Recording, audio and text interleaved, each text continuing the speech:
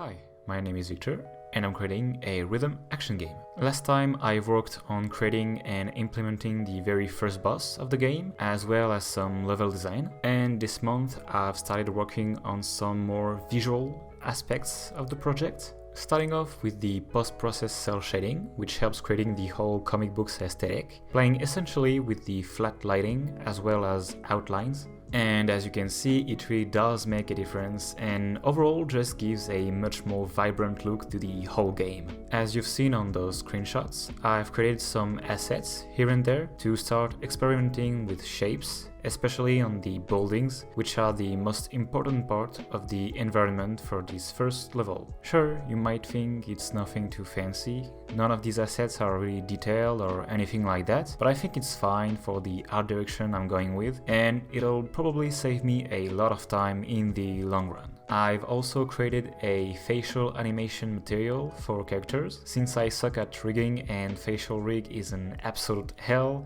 I thought that having 2D facial animation could be a good trade-off, especially given the comic book aesthetic I'm going for. The way it works is quite simple. I have a sprite sheet with all my characters' expressions, and I use an index to scroll the UV along the texture, thus switching expressions. With all that said, it's all good and stuff, but my rhythm action game was missing something. I had the action to some extent, but the rhythm part, well... So as you guessed it, I started working on the music and created a first piece which sound...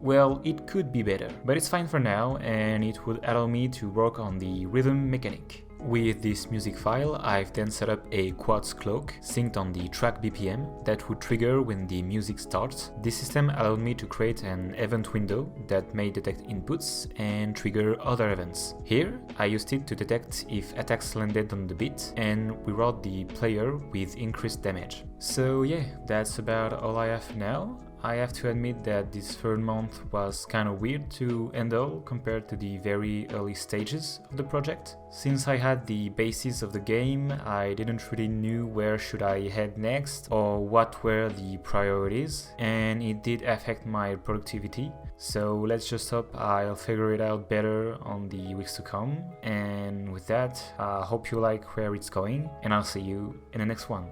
Bye!